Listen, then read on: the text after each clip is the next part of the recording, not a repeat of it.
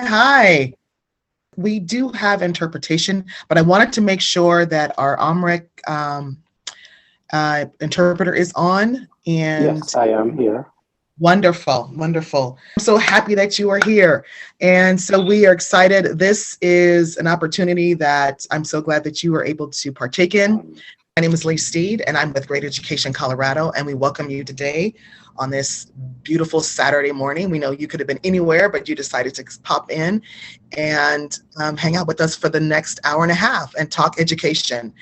We will be talking to APS with Stephanie Mason. She is a board member, and she is here to talk about what's happening with in APS in regards to the blueprint and the repurposing of schools. So we're definitely excited to hear about that. Then we will be talking about the social studies standards. Great Education Colorado will be presenting that information to you. And this is about, as you know, state standards come up every 6 years, and they do an update. And so this is what we are experiencing this year.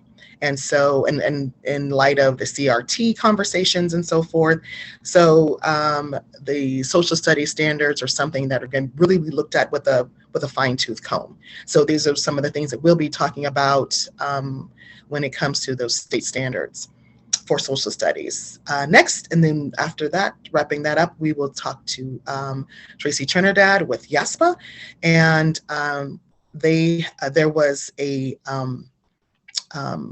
some research done in community to talk about the quality and equity in our education system.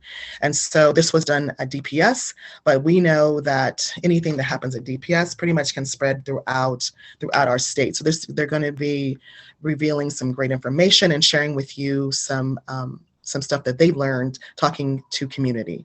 So first off, we want to also introduce our interpreters. B. Torres, and will start us off, letting us know how we can choose the correct language and give you an introduction of the organization she's working for. So B, do you want to go ahead and start us off? Thank you. So just to clarify that this is not an APS sponsored event. This is just Stephanie Mason coming to speak with community about some of the questioning about APS and the blueprint program that's being done in APS. And let me say this. I know that Valeria and myself with Great Ed, we have been talking to the community, and some of the questioning came up. It's like, okay, well, we're not for sure about what's happening with our schools and so forth. And so I brought this to Stephanie, and Stephanie said, I would love to do an information session to really get parents on board and get them caught up with what's happening, and just to have an intimate conversation about what the next steps are and what the expectation is for APS and the Blueprint initiative that's happening. So this is why, and we're grateful for that. We do see that there are other board members on, and we're grateful that they are here. So shout out to those board members that are here. And so I just wanted to make sure that we understood that. And if I could, let's see. Give me 1 minute here. Okay. All right. And so our first speaker will be Stephanie Mason with the Aurora School Board. So Stephanie, are you ready? Good morning, everyone. Do we share my screen, Valeria, so I can pull up? We hear everyone. Good morning. I appreciate you guys taking the Saturday morning when I know we're busy doing so many other things. But it's important, and I'm honored that Lee asked me to be a part of this, to share with the community, because we get so many questions regarding Blueprint. And considering that it's been around since started in 2017, there are so many community members I talk to that still are not aware of what's happening with Blueprint. So that's one of the main reasons Lee and I got together and wanted to bring some information to you. I'm going to, again, I appreciate Lee making that disclaimer. Stephanie Mason, I'm not representing the school board. The school board is a group of 7 of us. I am just speaking as a board member to the community. So that way we don't have anyone saying, well, the board said this, the board said that. No, Stephanie Mason shared some information regarding Blueprint. So I just will have to make that very clear, basically because of legal reasons that we don't want to have any issues regarding information being shared with our amazing community. Also, at this time, I also want to celebrate, of course, Black History Month. And with those that are on, I really want this to be a conversation between myself and the community and some good dialogue. So my first question to anyone, even a couple of people, what does Black History Month mean to you? In the short, anyone can share that with the group. I'd appreciate it.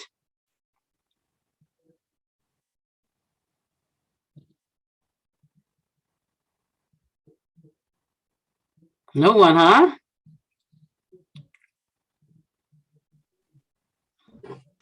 Well, I'll start off. I think for me, Black History Month is a celebration of my ancestors and what they have done, the accomplishments, and it's an opportunity to really to be prideful with all the information that is shared, to go over some of the stuff that I know, to share with those who don't know, and learning more. It seems like every year we learn something more. Somebody is constantly digging up more information that has been buried for so long, but this is an opportunity for us to see that, and so that's what I am definitely grateful for.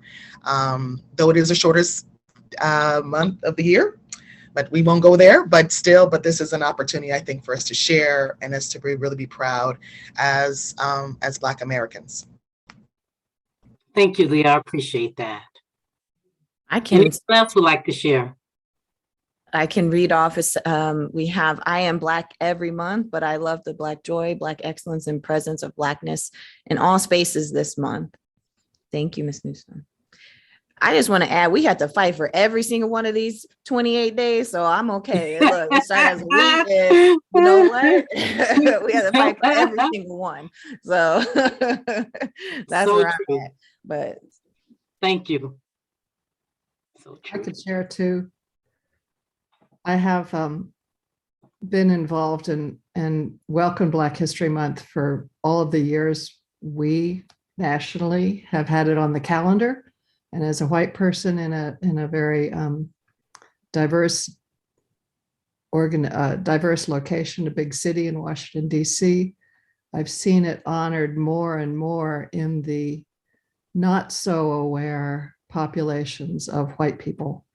And it's now something to count on, to be sure. I mean, even among white folks who I talk to who are not very open or not very learned in where our country came from 1619 on. It still is something it's a month that's never criticized, and a lot of ground can be covered in terms of reminders to the white folks, work sessions among people, lots of offerings on television, lots of ads kind of changing finally. So I appreciate the staying power of this month, and hopefully we can do more every month. Thank you so much for sharing that, Karen. Really appreciate it.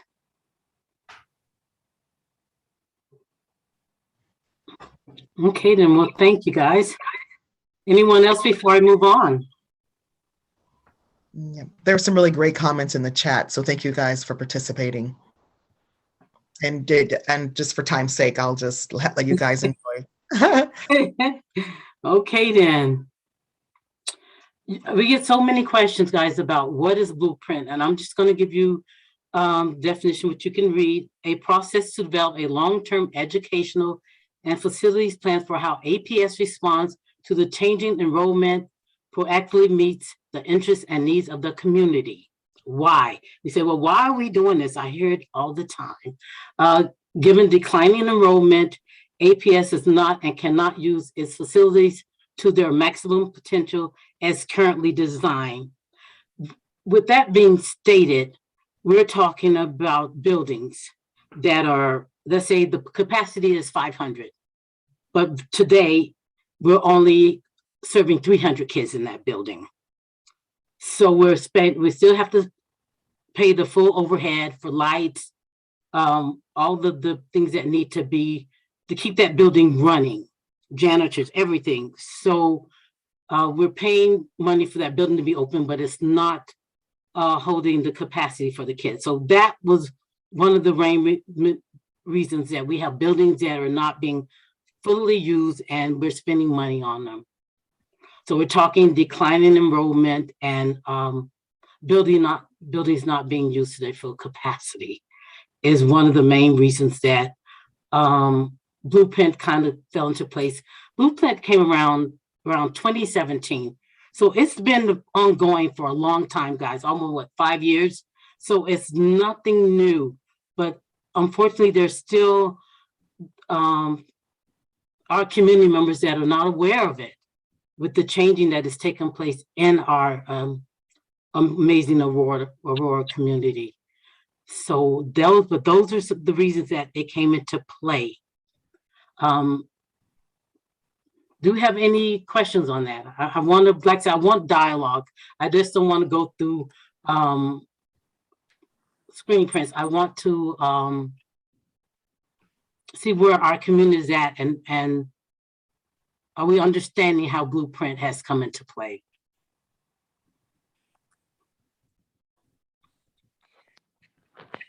Okay, then I'm going to go on to the next screen. So that is a concern as to why. Also, I want you guys to take a look at this Blueprint region and the areas that we're actually looking to change. And I'm going to go into a little more depth with some more additional information. But when looking at, we're talking the Northwest and the Southwest areas of Aurora, and where Blueprint is really going to have an effect on the schools in our communities. So I just want you to take a look at what's going to truly be affected by the changes that are coming into play. This is a little background information. The Long Range Facility Advisory Committee was put into place to make recommendations to the leadership team around repurposing facilities and next steps based on staff recommendations. So this group was put into place to look at our communities, look at the areas and see what next steps should be taken. So then we designed a regional design team, which when you look at that map, you'll see 7 different areas. So this regional design team, which is made up of communities, staff members, to look to work at identifying priorities for the community and use of those, repurposing those buildings that we're talking about. We're talking about changing many school buildings, which we're going to go more in depth with. But that team was charged with reaching out to the community, getting feedback, doing surveys, and getting an idea what the community wanted.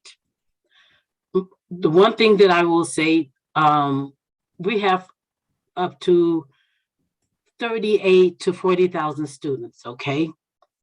Unfortunately, with these surveys, which are great because we're trying, the district has done amazingly trying to reach out to, whether it's phone calls, automation, on the website, town hall meetings to reach out to the community, but still there's a space in there that we're missing still a large population in our community.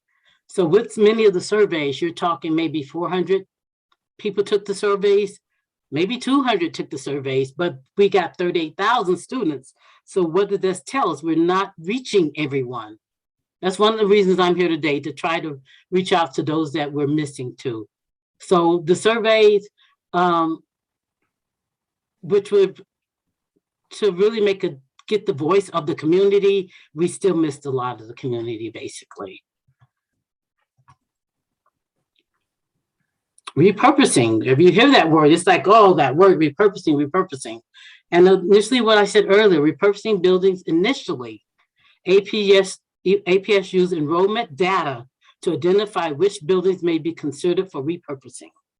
But additional analysis needed to be conducted to incorporate all factors beyond enrollment alone, such as geographic locations, safety, repurpose opportunities, building conditions, and overall regional costs.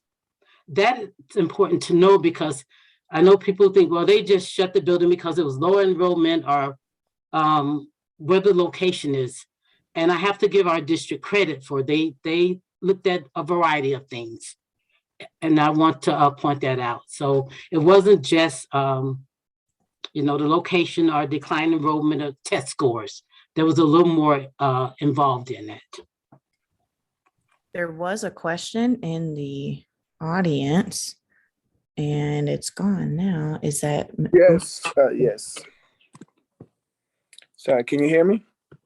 Yes, I can. Yes, yes. I was asking, going back to that surveys, and you said you received about 400 surveys. How was that surveys communicated to the communities? I know Aurora is a very diverse community, and there's many languages spoken within Aurora. Was there translations with those surveys that went out? Now that I know we've used a lot of translators involving with getting the surveys out to the community, but I cannot say that there was an interpreter on everyone. I could not verify that, but I will take that back to the district to make sure of. But I can't say, because we have, 130 languages in our community. I cannot say that everyone know, but I would like to think so, because we know the diversity in our community, but can I validate it at this time? I cannot. But I would love for you to send that question to me, and we will get that addressed. And I appreciate the question.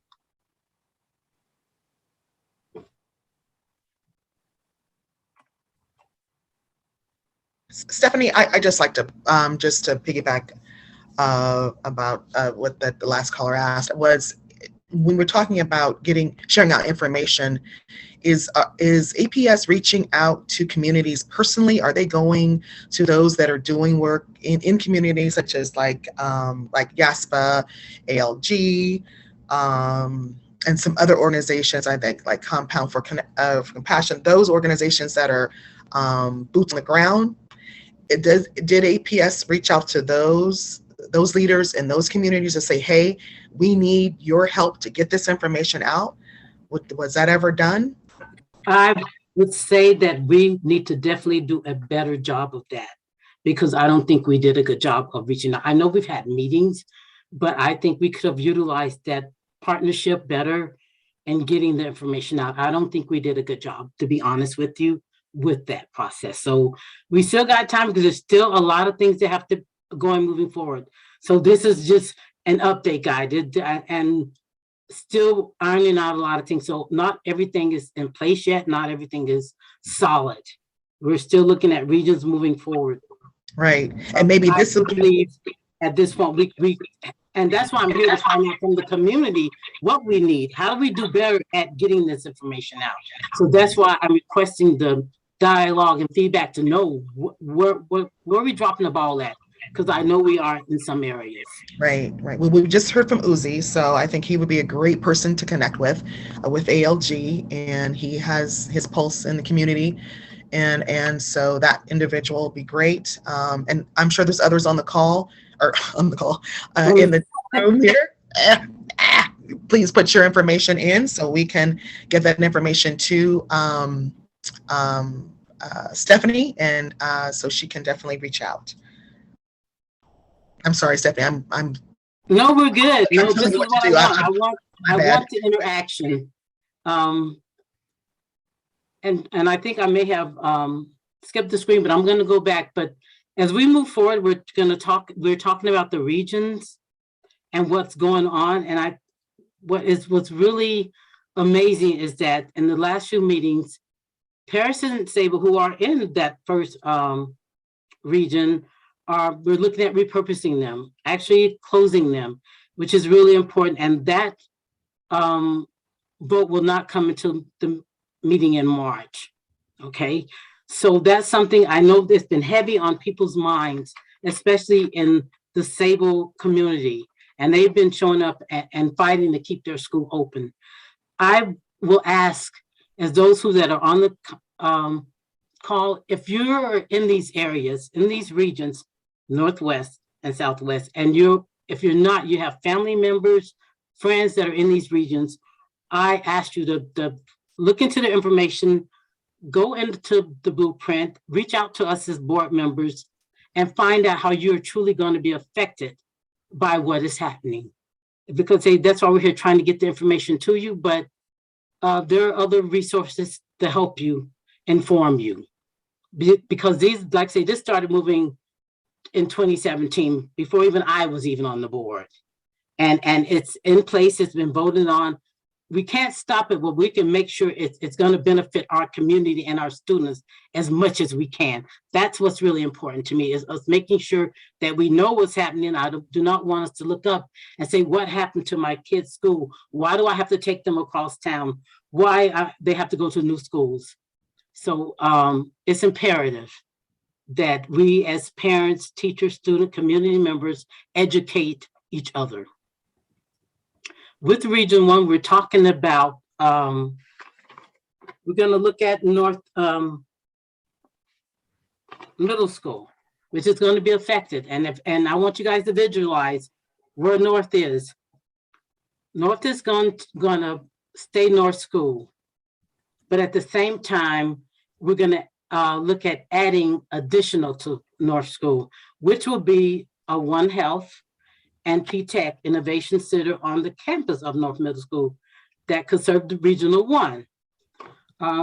What's important, that One Health, which I believe the detail of it will be great for our community, close to Alzheimer's, Schultz, and it will deal with health as far as our bodies, animals, plants, the connections that we all have to making our health better. So that's a positive when you think about it. And when we look at P-Tech, it's supposed to be an addition that will start from 9th grade to, it'll be 6 years. So let's say 14th. So you're gonna do your high school, and then you'll do 2 years of community college. So you will have a graduation with high school, and you'll come out with 2 years of college. And in that space, you will deal with everyday work skills, your mentorships, internships. So looking into that, it seems like a great addition to our community as far as that coming together. And North Middle School will stay North Middle School. So that's something I want you guys to visualize and think about. Then we'll go to how would the school closures recommendations affect Region 1. Okay, so that's important. We're talking about the good stuff of it, but then we got to look at how will it affect our schools, our neighborhood schools in this area. So that's like, we're going to go back to Region 1, continue. We're looking at Paris and Sable could attend different neighborhoods depending on the outcome of the boundaries. I just told you at the beginning, Paris and they're on the block. It's very serious. We vote on those in March. Let's just say the possibility Paris attendance areas will more likely align to Mount View and Crawford. So we're saying if Paris was to close, those are the schools that your students may have to go to. That's important for parents to know. You got to know how this is going to affect your kids and the schools. Sable attendance, if it were to close, like I'm telling, keep saying, we vote on that in March. Sable attendance would most likely align with Altura and Park Lane. So those are things, like I say, as parents, we need to know. And I bring you back to this again, because I just discussed that with you. And I keep coming back to this. So I keep you guys in a visual state that you're seeing. Right now, we're talking about Health One. We're still on Health One. And that, all those things with North would affect that region. Did someone have a question, Lee? Or Victoria? Let's see. Not that I can tell. Yeah, there is a question there, Ms. Moore. Do you feel like we answered the question, building an ecosystem of youth and color? Oh, sorry. Where are the kids and families going? Do you feel like you answered that? Sorry. My question was regarding the blueprint. Actually, I just want to know, is the blueprint expected to change pretty drastically in a month? I mean, that's what the problem is with Sable, is that we weren't, as of November 2021, we weren't going to be repurposed. And we keep hearing that the community should be informed, they should know what's happening. But then all of a sudden it's like, we weren't going to change, we weren't going to close, but now we're going to close. Is that what we're expecting from to change so quickly?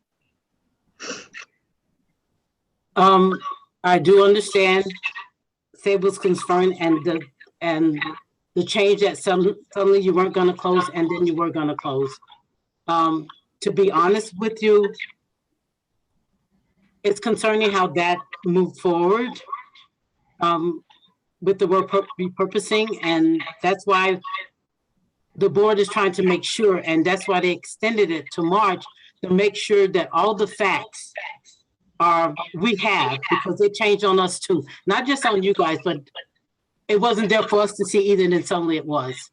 So we're kind of like in the same boat that you guys are, but we're trying to make sure that we have all the information before we make that decision in March, because we were not aware of it either. And then how do we keep the communities informed? I mean, this is just throwing it out there and there's no expectation. Is if this happens in another region, how can we make sure parents are also notified that, hey, there has been this revision? That's for a future, no expectation that should be answered now, because that's a tough question, right? Especially with such diverse languages. And that's really why I'm here today, to make sure moving forward that we go about, as I can only speak for me, like I said, so I can't speak for the whole board. But as Stephanie Mason, being a member of that board, I'm going to do everything I can within my privy to make sure I reach out to as much of the community as I can, and also address that issue with the board, that we miss a lot of community and we have to do a better job. Especially with Sable is an example for us. So we know what has happened. The information did not get quickly out there as it should have. And here we are today. I don't want to be in this position again. So for me moving forward, I got to get out there and get our communications department to do a better job with the communication. You learn from your mistakes. We know that we're missing a group that should have the information because it's affecting them the most. Absolutely. So I'm going to work on that, do my best to make as much change as I can with the communication. So I have a quick question. I'm wondering about, well, one, I'm concerned about the communication piece. And then the other thing I'm wondering about is, so is the district tracking where, so if you're looking in North Aurora, and so do we know where kids are going? Like, where are families going if they're not staying in Aurora? And in regards to the low, or to the falling enrollment, or enrollment decline. So I'm just curious if the district knows where those kids are going, and are tracking that as a way of just understanding what trends may sort of happen in 5 years. And I always worry about those North Aurora schools because of the sort of pushing of, gentrification in that area. And so one of the things I'm a little bit concerned about is that when you have these schools that are asset or whoever it may be, that you then potentially can push out families that live in those areas, because then, so this question of who gets access, who doesn't, I think is another question. So just when you see these schools popping up and gentrification, you tend to see kids of color and families of color get pushed out. So I'm just wondering if that's part of the conversation, and if the district knows where these kiddos are going. And thank you for that question. It's a great question. I know we do have some data as far as, with the cost of living. A lot of people are leaving our area.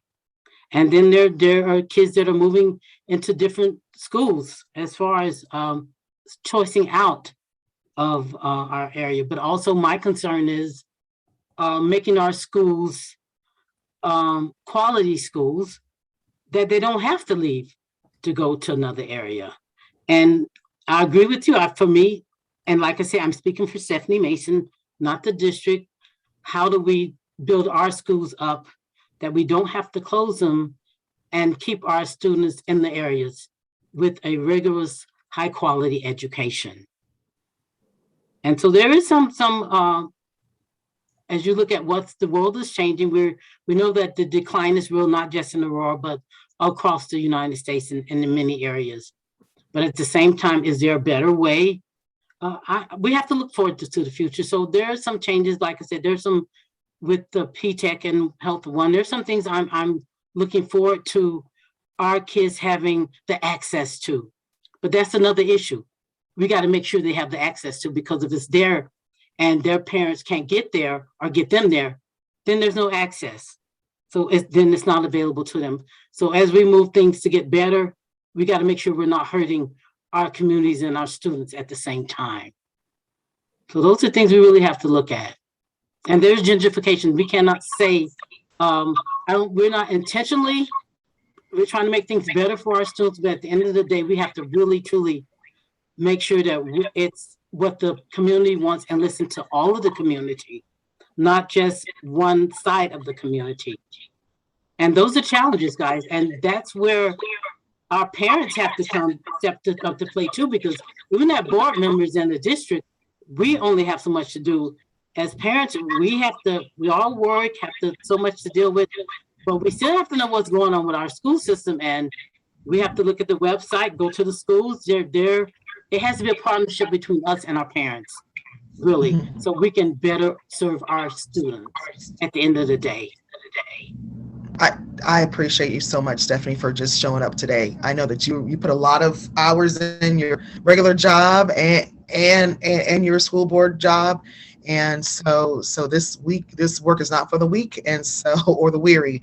And so we appreciate you. I do want to say that we are up against time, but we would love to give you at least until 11 if possible, because this is what's coming out of this is some great information. People want to know more, which is important. So we don't want to stop the conversation, but I do want just to let people know that we're here until 11:30, and we want to respect your day, and we will cut that off at 11:30. So this is why we want to make sure that you get Stephanie's information. You reach out to her, communities that are very interested in collaborating and working with Stephanie, and if others want to as well.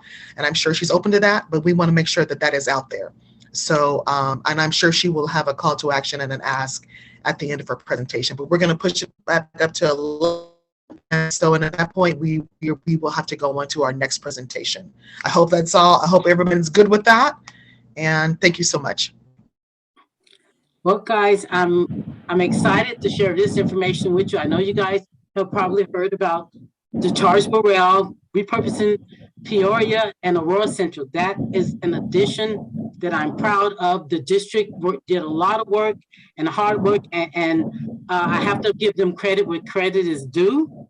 To have a performing arts school in honor of an actual Coloradian is just something to be proud of. I hope you go with your students, your family, and look him up and get all the information about him and share that, because they have a lot to be proud of attending schools. Peoria students would transition to the following from Peoria closing. The kids will go, which is important, parents to know that the 4 schools, Elkhart, Fulton, Kenton, and Vaughan, our students will be moving into those areas once Peoria is closed. So that's something parents need to look into to see where their students will be going and where they want the students to go. It's going to be a visual performing arts magnet school. They are actually having auditions today. They started at 9 o'clock. They'll be to 3 o'clock if you guys want to stop by and see what's going on. When I went by Central yesterday and did a tour with one of the directors, and I'm excited, guys. I think it will be truly an addition to Aurora. It's going to be amazing. They're going to combine Central and Peoria, and it's going to be an amazing campus with the planning that they have right now. So check that out. Definitely check it out and reach out to me if you need additional information on it.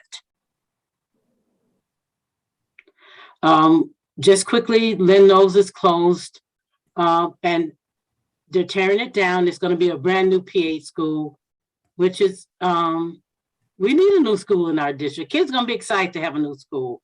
So I'm excited about that too. When we look at 6th Avenue being repurposed and South being alternative school right now for remote learning, those are some things we have to look up, because when we think about alternative use, that's concerning to me. I want to know what that alternative use is. Parents, I engage you and ask you to come out, find out if those schools are projected to close, what are they going to change them to? You need to know what's needed in our community. Is it more resources? Is it a Boys and Girls Club? Is it rec center? Is it training for teachers? We need to get involved. My ask for all of us after this is to get involved with the system and know what's happening with our students. Region 4, I'd like to say, look at the map and go into Blueprint on the website and check it out. See how you're truly going to be affected by it. Region 5, we're looking at, there was going to be a school there that's being rescinded. So Horizon will not be at this time. That was voted on at one of our last meetings on the 15th. So that is not, there's no longer in place. When we look at Wheeling will be closing at the end of 2022. The students from Wheeling will transition to Tollgate or Virginia Court. What's really exciting about this, and I'm proud that our kids can look up on the building and say, wow, this is Clara Brown Entrepreneur Academy, which is going to be a magnet school. It's going to start from K to 3rd grade with 45 students. When you look up Clara Brown, she traveled from Virginia to Colorado, one of the first entrepreneurs, businesswomen in our district. She's something to be proud of. It's something for us to sit down and educate our students on so they know who she is. So there's a lot of things we have to work on and change and address. Nothing's perfect, but there's some good things too. So I'm not going to sit here and say, oh, I'm proud of some major things our district have done working on. There's a lot of things that we have to get involved in. It's 5 years. I can't tell you everything in an hour, 30 minutes. I can't. There's so much detail to go into. But I want you guys to know there's some things coming, some transitions that are good and some things that we need to address and look into. Make sure that our students get what they deserve. If you truly believe that one school should not be closed or repurposed, fight for it. Show up at the board, talk to us. We need you guys. We need your support. There's 7 of us on that board. Everyone on that board cares, working hard, want the best for the students. So I engage you to get involved. We're looking at project, if you look at one of the last areas,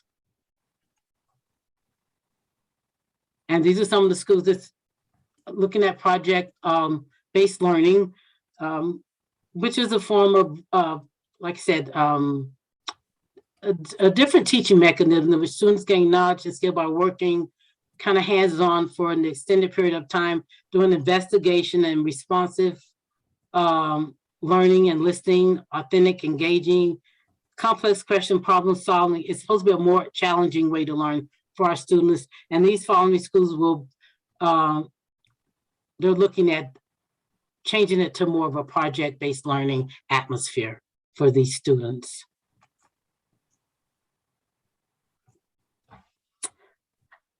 There has to be more questions because there's so much. We like I said, we haven't digged into all of it. This is just an overview. Hopefully some good things. But yeah, there's some school closures. There's some changing, and we can look at it and call it what we want to, whether it's gentrification or we're concerned with how our community is changing. Some for the good, some we may not agree on.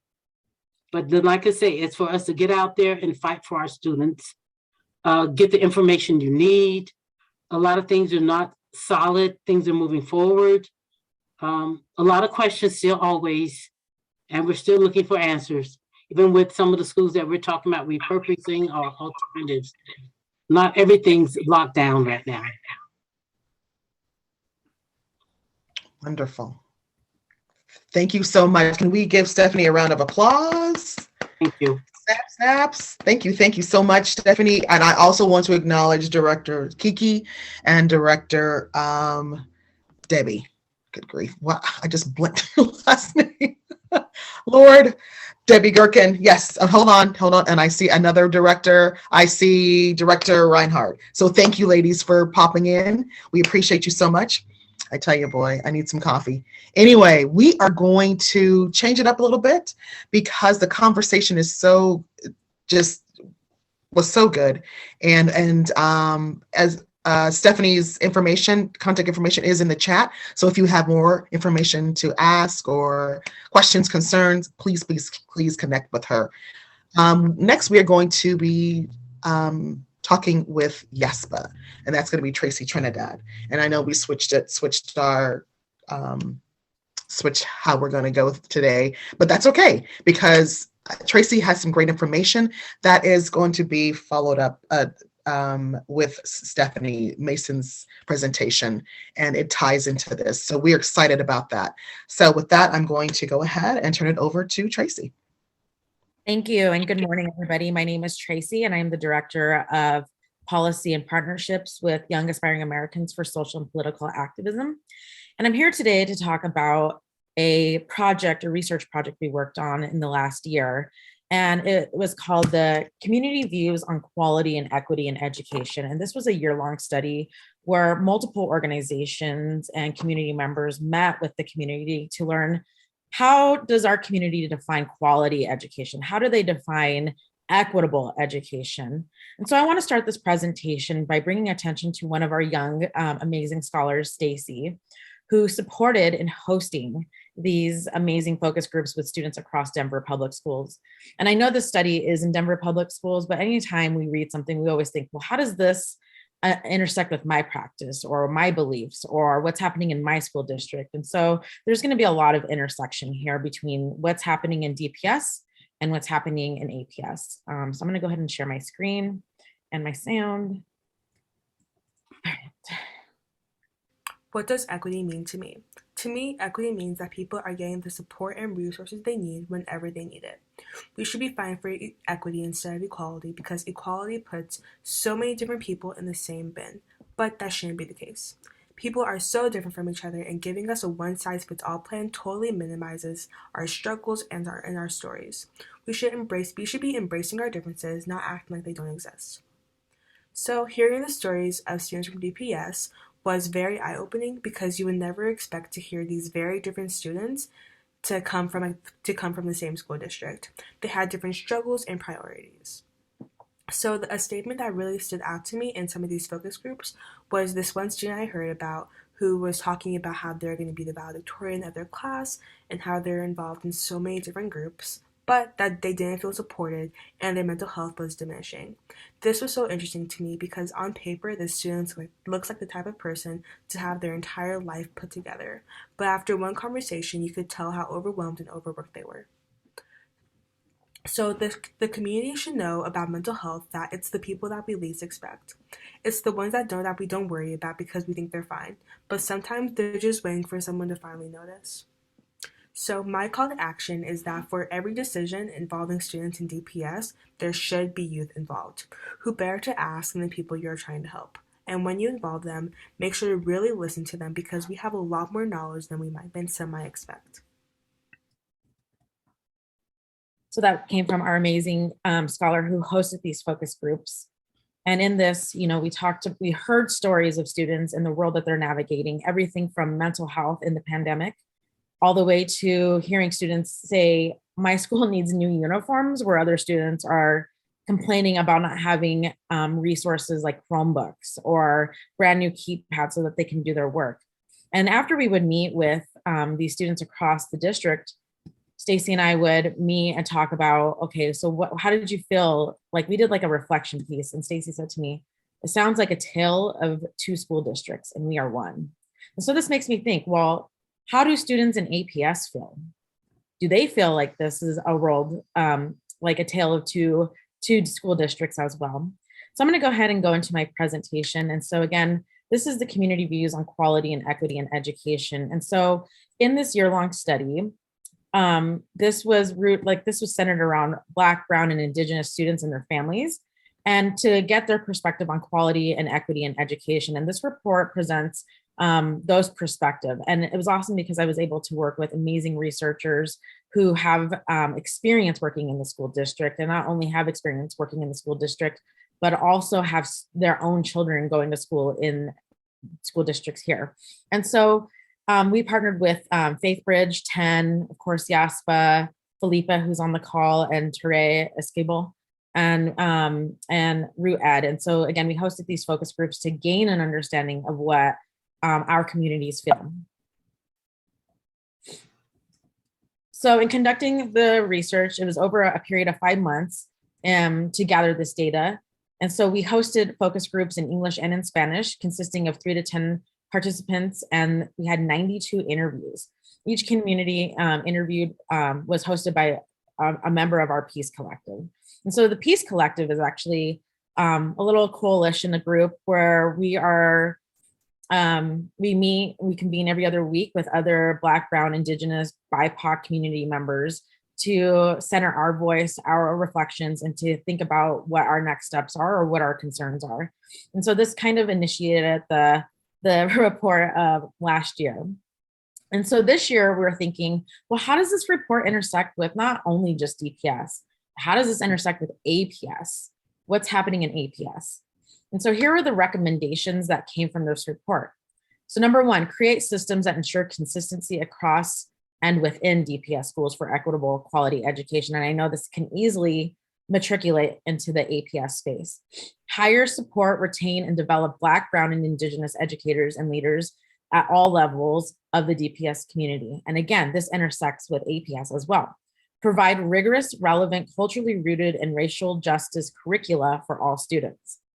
Combat school to prison pipelines with an action plan and timetable. Provide pathways for Brown, Black, and Indigenous students and families to pursue dreams, opportunities, and possibilities. Number 6, honor and incorporate Indigenous, Black, and Brown student, family, and community definitions of success. And again, all of this can easily matriculate into the APS space. Expand pathways for multiple post-secondary options that align with Black, Brown, and Indigenous students' interests and needs. Prioritize Black, Brown, and Indigenous students' well-being and provide ongoing culturally affirming mental health support. Listen and respect the voices of Indigenous, Black, Brown students and families and educators, and engage them in leading educational change.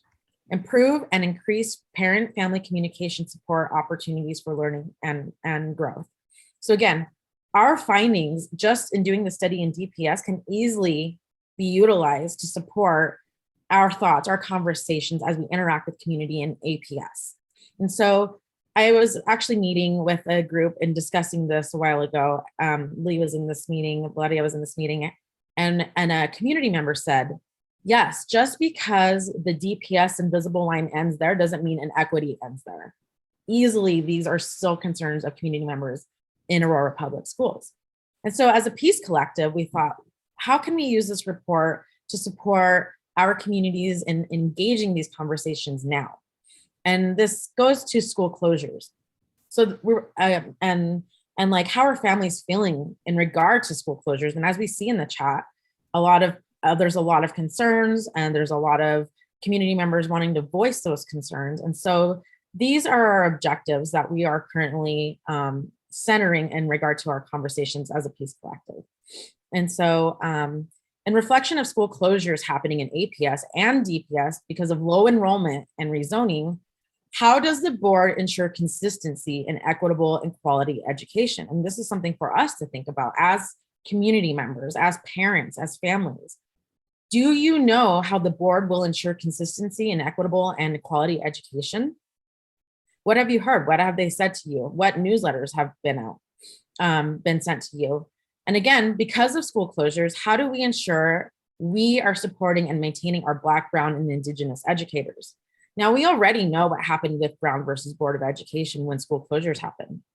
The first people to be fired were Black and Brown educators saying your services are no longer needed. So now I'm wondering, as we venture into this world of school closure in APS and DPS, how are we going to ensure that our Black, Brown, and Indigenous educators have a job? And again, with school closures happening in minoritized neighborhoods, how are school boards ensuring that they are providing pathways for BIPOC students? And by pathways, we just heard right now, right? We have zones. We have a STEAM zone. We have an art zone. And so this makes me think, what does transportation look like for students who are labeled Title I or free and reduced? How are students gonna be able to get to the school with their parents working 2 to 3 jobs? So I'm interested to learn more about what's happening in both DPS and APS in regard to transportation. And again, in the last bullet point on here, with school closures and less funding, how are school boards expanding pathways for multiple post-secondary options? And so as we heard too, as we were listening about rezoning and supporting families and navigating this world of gentrification, if I have a student and a child, I want to know how, if my student goes to the school, what will life look like when my student leaves APS? What pathway is integrated into that school? School closures and less funding. So this was also going back to one of the recommendations. How does this matriculate into providing mental health support for BIPOC students? So as we heard, there's not enough students to go to the school, to schools, hence the need for closures or, putting schools together. And so in this, I'm thinking, well, what is mental health support? And so we already know with ESSA, right, that we have a ratio of mental health supports to students. So it's supposed to be, X amount of students per counselor, X amount of students per social worker. So if we are combining schools and closing schools, what does that look like for my student who needs mental health support? And then in the process of closing schools, how are school boards listening and respecting the voices of the BIPOC community? And again, today's a great example. We have many board members who came to the community, right? It shouldn't be the community going to the board. The board should be coming to the community, whether it's an APS, DPS, Cherry Creek School District. And so something that I heard a lot in regard to youth voice, because I was able to listen to the stories of youth, is that they don't only want to be listened to when it's performative or when there's only a vote happening. They want to be listened to every single month, every single week, every single day. So now my question is, how is the board integrating youth voice in every single board meeting to hear how they are feeling about their schools being closed? How are they feeling about having to be bused now into a neighborhood that's not theirs? And maybe a neighborhood where they don't share a culture, a neighborhood where they're not able to have lunch with the friends that they've had lunch with for the last 5-6 years. It's a whole new world that they're going to have to navigate, especially after a traumatic year, like a traumatic few years of this pandemic. And finally, in the process of school closures, what does family communication support and opportunities for learning and growth look like? And so something I want to, think about is like in regard to communication. And if you're a parent in APS or you have siblings in APS, what opportunities have you heard about learning and have provided you opportunities to communicate and grow in understanding of what's happening with APS? And so again, these areas of focus came from our research that was conducted in DPS. But what we learned and what we reflected on as a peace collective is that this conversation is not only happening in DPS, hence why we're here today, speaking with the APS community to talk about those recommendations and how they actually intersect with school closure. And so now as a peace collective, we are focused on looking at school closure in regard to equity, community voice, youth voice, and having discussions about how we can maintain our schools or how we're going to have a new community and grow that community, now sharing space with a community that we haven't actually intersected with before. And so my call to action today as a peace collective is attend board meetings, roll up and have your voices heard. And so they meet, I want to say like the last Tuesday of each month. Correct me if I'm wrong. I know we have board members on here who can state that. And I will also drop the link in the chat. But also, if you are a youth or if you have students and they want to have their voices heard, I highly recommend that they join our Young Aspiring Americans for Social and Political Activism Aurora Youth Coalition, who meets every Tuesday from 5 to 6:30, where they bring in issue work. They bring in their concerns. They have conversations where they're able to talk to their peers in neighboring schools or neighboring school districts to hear, hey, is this something that you're navigating? Well, how can we navigate this together? And so you can email me and I will forward any youth that are interested with our amazing educator, Crystal Gillis, who leads that space. And so the conversations are rich, they're needed, and it's a great space for youth to have their voices heard, but also supported and to create action steps. So if students are feeling like, my school is closing, well, they have this space to discuss it and to create action steps of, how are we going to not only be heard, but create those concerns into action steps as well. And so that is my presentation for you today. And I guess I'll take a quick question since we're short on time. I have a real quick one. Could you share your slides? Would that be something you'd be up for? Yes, I can send these out to Valeria, who can send it out to the list, and then it'll probably be like in a PDF format.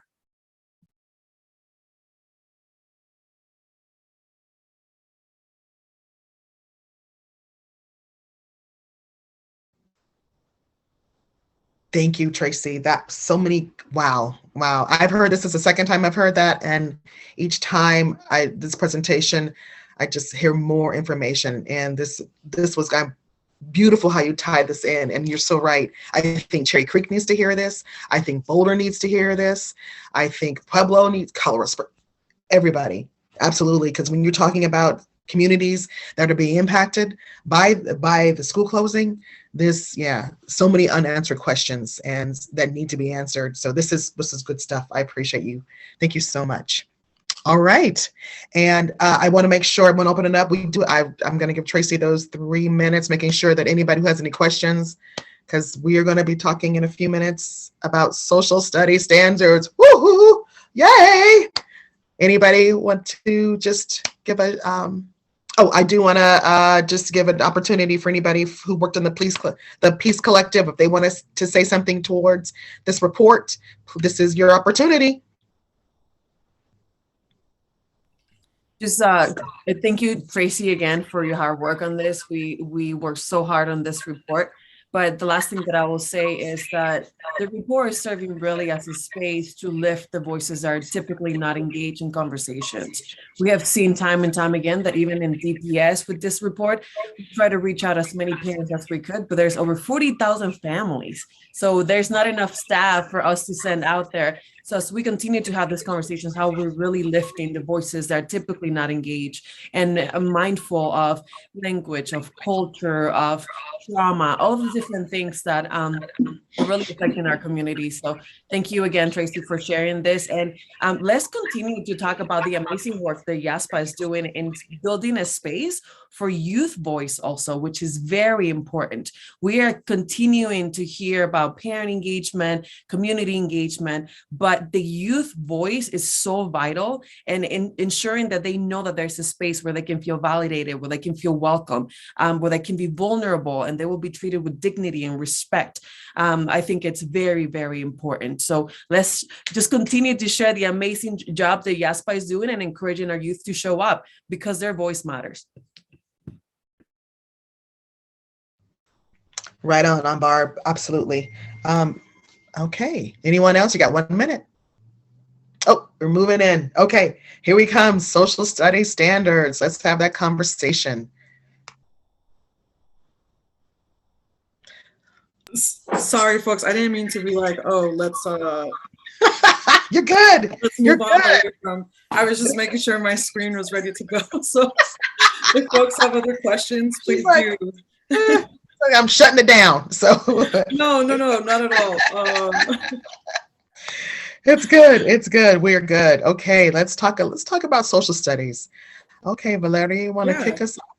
Yeah, just a friendly reminder that if you have any questions that you feel are not being answered today, please put them in the chat, and we'll make sure that those get to board members or to respected organizations if you have more questions.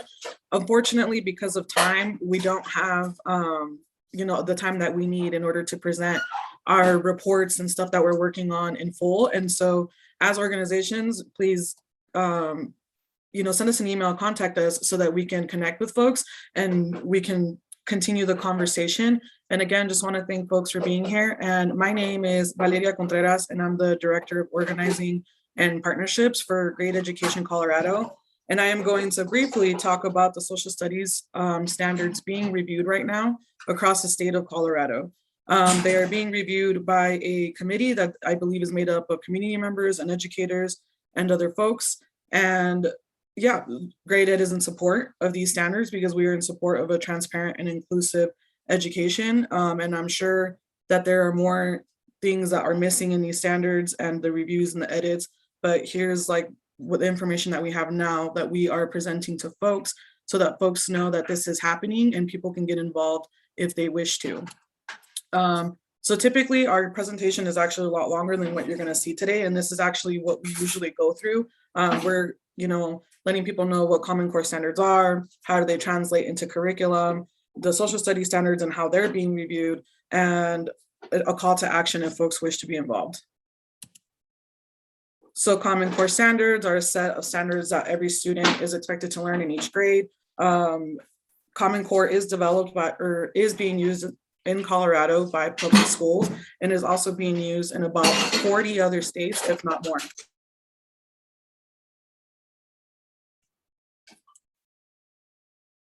And my slide is not moving. There we go, sorry. We have a slide here where we show people the website that people can look up standards. When we were working with some parents and talking to parents about this, like we had a parent that had no idea that there was literally social standards for art. So again, people don't know what they don't know. And so we have this option, we have this for people to be able to review standards. And Lee and I were both former educators and can support community too in looking at the standards because there's a lot of them and they can be, it could be overwhelming. Oh, sorry. Oh, okay. So again, standards translate into curriculum, which it's a content that students are learning from day to day. And those are what being reviewed currently, and the State Board of Education will be voting on them. And Lee now is going to walk through what those edits are looking like, an example, so that folks can see how they're being edited to be inclusive. Thank you, Valeria. Okay, so let's go ahead and we'll go to the next slide. So this is the link to the social studies standards, and like requested, we will share that out with the attendees here. And you can just click on that and you can get more information about that. Okay, next slide. All right, so, is this, let's see. Yeah, there we go. So just a quick example of what it's looking like. So this is just for the social studies standards, and I do believe this is grade 5, if I am not if I'm not mistaken. So this puppy is huge. So when you get in, so get your coffee, get your, get ready to do a deep dive in the social studies revision work that is happening. So what it is a committee of folks from around the state get together every 6 years to update the standards in our state. Okay, and so a committee works on this. Is made up of community members, teachers, particularly social studies teachers, and admin and superintendents to do this work, to update this. So from what I'm gathering, from what I've read, this is really some great stuff for social studies. They have really done a fantastic job in creating an inclusive, equitable, and content for teachers to follow. If you look at the screen, you'll see the black. That's already there. But anything that is red that you see, these are words. This is the updates. If you look at the purple is going to be for there is for genocide and what was the other one, guys? Help me out here. I totally blew. I have been working on this. I just blanked this out. But each, say that again. Who's helping me? Holocaust. Thank you. The genocide and Holocaust. So this is, so if you're looking at this is how they are using the different coloring to put into the standards. So you will see this is the new additions to what is happening. So let me see. Can we go to the next one, Valeria? Yeah, so again, unfortunately, because of time and we have 10 minutes, Okay. We can't fully walk through all of the edits that we have for people. But here Okay. is that folks can get involved. And again, if you or anyone in your community is interested in receiving a presentation, we can do the full presentation so folks can get all of the information. And then here are ways that people can get involved. And so Great Education has a petition available right now that we can drop in the chat so that folks can click on it. You can write a letter and email in support of the revisions to the state board. And that is their email that you can send that to. In your letter or your email, you need to state that you want it read during public comment in order for it to be read during public comment, or else it won't be. And again, you can also sign up for public comment at the state board meeting, which is March 9th, although that date may be getting pushed back, but we're not sure exactly what date. But as of right now, that's the date that we have. So if you're interested in going to the state board in person for public comment, that is also something that you can do, and a process that we could support you in to signing up for that. We do have like maybe 5 minutes for questions. I know that we rushed through that. Again, we have a full presentation available if folks are interested in learning more about this. And then at the end of our presentation, if we have any parents or community members present, these are questions that parents can be asking their teachers to be engaged in their student learning and the content that they're receiving day to day in their classroom. And I will go ahead and mute now and open up for folks to ask any questions that you may have. I have a question, Valeria. How can parents be on future commissions for standards that are being revised in the future? So what I was told by one of the board members is to be a part of the conversation. So that just looks like you signing up, being on the emails that you are receiving. And when the call to action does come out, that you are signing up to be a part of those committees. So that is one of the things that was the advice that was given to me, because that was a question that came up, that it seems like we're on the back end of this rather than at the beginning. So that was one of the recommendations that I have heard. Has anyone heard? I'm sorry? Do we go through the Department of Education? Yes. For Yes, that the request? CDE. Okay. The CDE. Yes.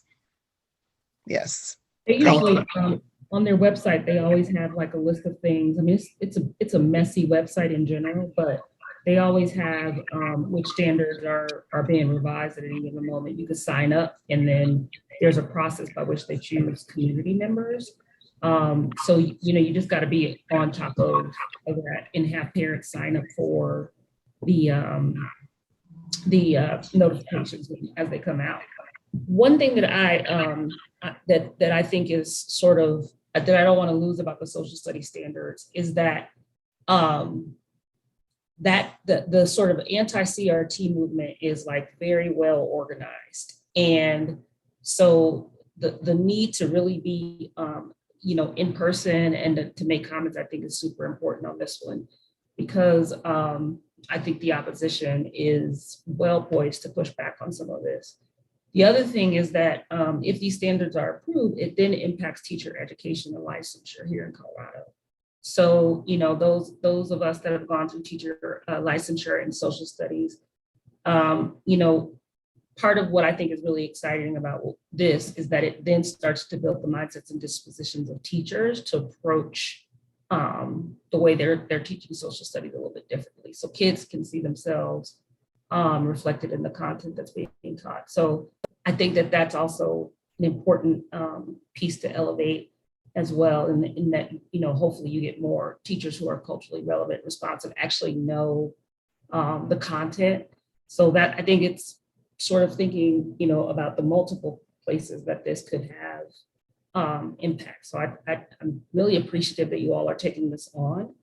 And really am definitely supporting and will be testifying or doing a state board comment on it.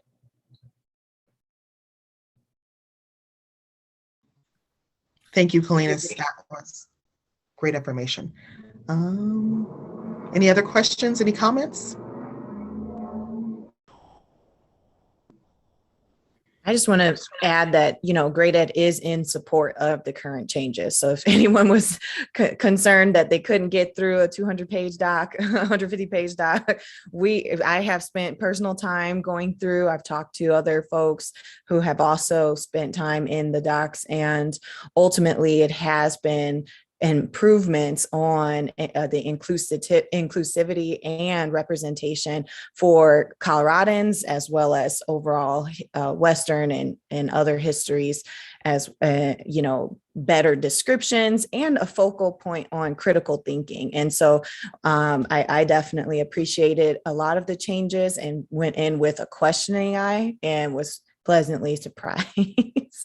So I was relieved and looked at who some of the committee members were and was privy to how they even got recommendations on how those changes were made by seeking advice from sociologists in the community, at community colleges, and other organizations. So I was personally pleased, and I know as a staff we definitely endorse those, and which is why if you don't have time to email separately, just sign the petition. Mary has added it into the chat, and just tell them, hey, we support it, and tell us why. I think there are almost 1,500 signatures. We are trying to get to 3,000 by the next 2 weeks, just to show, hey, the anti folks, that they're not the only voice being shared here. We do care, and we do have a system. Will there be curriculum recommendations? Oh yeah, so there is a difference between state standards and curriculum. Now, my personal understanding, there are some mandates in DPS. I'm not sure if APS has been picking them up as far as like Black excellence, mandates, which led DMLK, the high school and middle school, to adopt a particular curriculum that was led by 4 young students there at Martin Luther King Jr. High School. So that is a recommendation that has been implemented at a high school and DPS. But as far as recommendations from CDE, I'm not sure at this time where they are. I think they are about 16,000 plus comments into the public comment on just the standards, but curriculum, unfortunately, is not supplied by the state. It is district based. So each district gets an opportunity to determine what they support, and each school gets an opportunity to adapt and interpret it as well. And there's pros and cons. I'm sure folks feel differently about it, but I do know a little bit more about DPS in the past has mimicked DC Public School District and their language arts department, and books like In the Time of Butterflies and The Bluest Eye and other texts have been incorporated into even before the Black Excellence mandate. But, our populations are a little bit different than DC, but the representation is still necessary. So it is hard to find out, absolutely. But that's where parents come in and building relationships with educators. I do know teachers listen to parents and are influenced by community. Like, hey, there's a speaker, there's an event, there's things, to support. And that's actually a full curriculum, which incorporates community and text and application, in my opinion, as a former educator. Thank you for all that, Annalise. Sorry, was somebody else asking a question? No. Okay. Just wanted to thank, we are 1 minute from ending at 11:30, and just wanted to thank board members and all community for showing up today and taking time out of your Saturday for letting us the opportunity to present this information. I also want to thank the Community Language Co-op for interpreting today in Spanish and AMHARIC, and thank you for that. And thank you all again for this. We have people that have dropped in their emails and contact in the chat. Again, please reach out if you want to learn or continue the conversation of any of the things that were discussed today. We will be sending comments and questions to respected organizations and APS board members, because there were, again, we didn't have enough time to go over these things, and these are really important conversations, but we really want to thank you all for being here. Does Great Ed want to stay on for a hot minute after everyone drops off? And I want to thank Great Ed for presenting this and having this. Great job. Thank you for inviting me. Truly appreciate it. Thank you so much, Stephanie. Thank you for presenting. Thank you to all the presenters. Yes. Thank you, everyone. We hope you have a good rest of your weekend. Bye-bye. Thank you.